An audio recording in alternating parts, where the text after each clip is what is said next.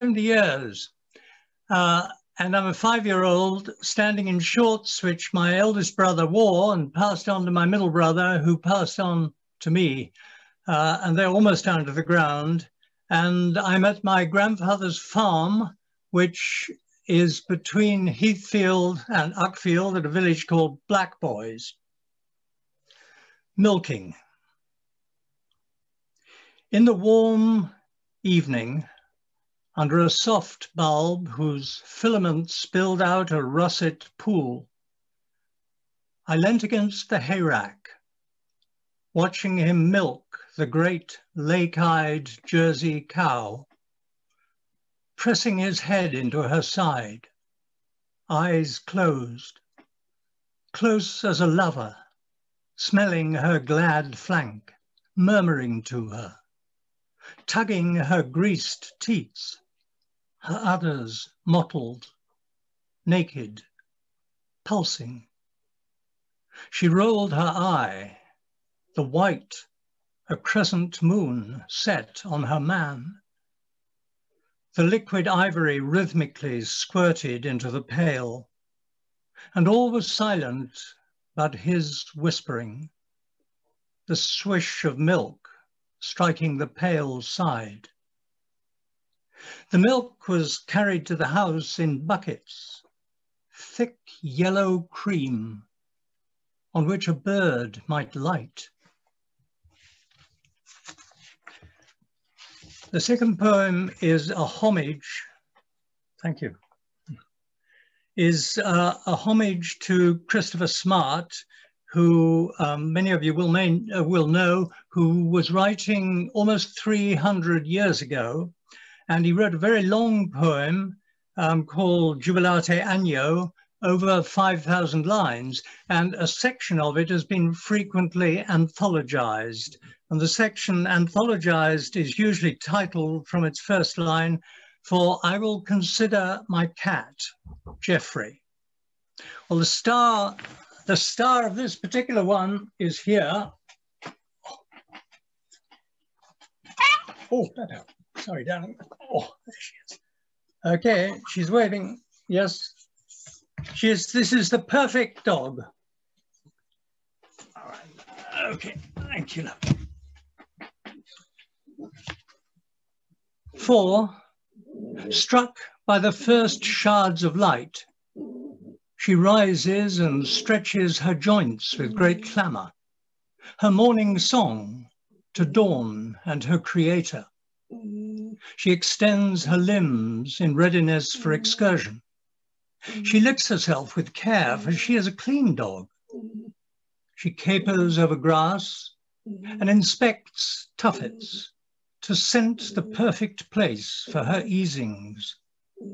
Then, if the sun is up, she turns 3 times over long grass to see there are no serpents where she will couch, for she is a wise dog and knows her serpents well. She will lie upon her back with 4 paws bent to have her belly gentled. Arthritis touches her. She scrambles to ascend a chair which once she vaulted on. If master or mistress walk separate, she musters them. She will gambol by the children's playground palings. The children stop their sports to love her.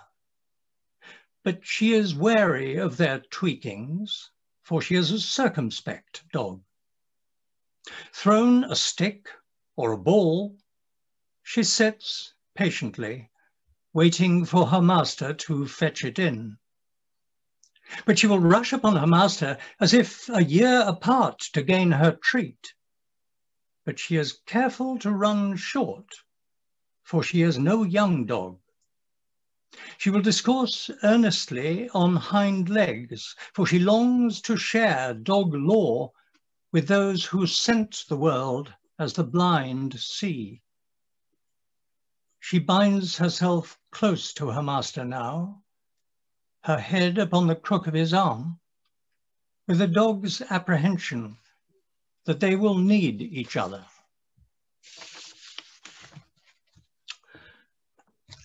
And finally, when I was at school with I Spy books, there were two birds for which I think you scored either 5 or 10. Anyhow, good mark if you saw them. They were pretty rare. One of them is the jay, which is also still pretty rare. And the other one has become common as dirt. It's a bully, it butchers other birds. And the thing about it, which is really galling, is the fact that it looks absolutely beautiful with iridescent green feathers and a wonderful two-tone color scheme. And it's the only bird, I think, that I really dislike.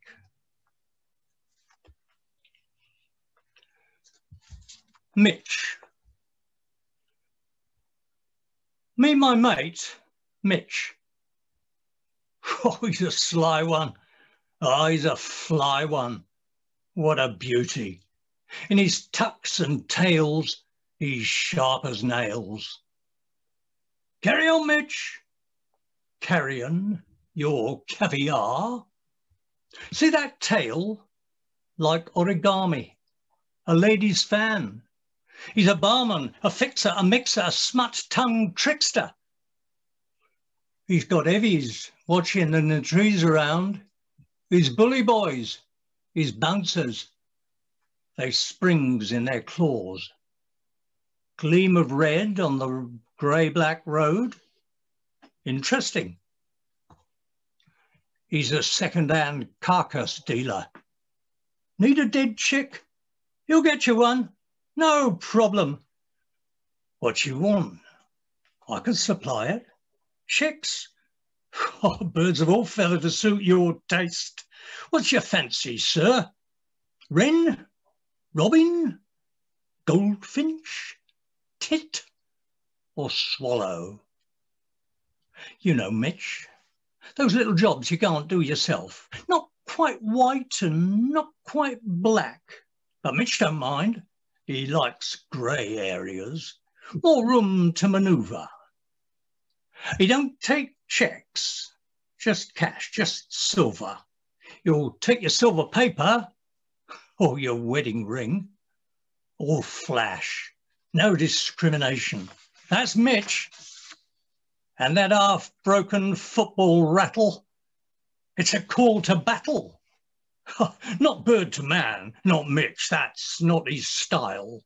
No, a stab in the dark, a poke in the park, a billhook in your back for a bloody lark.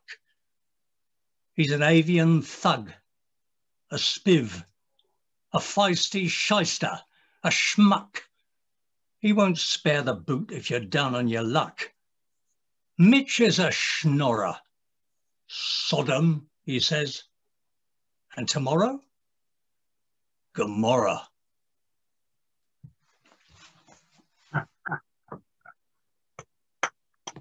Oh, thank you very much, Peter. I can't believe that you just hate magpies. I think you have a bit of a more complex relationship with them.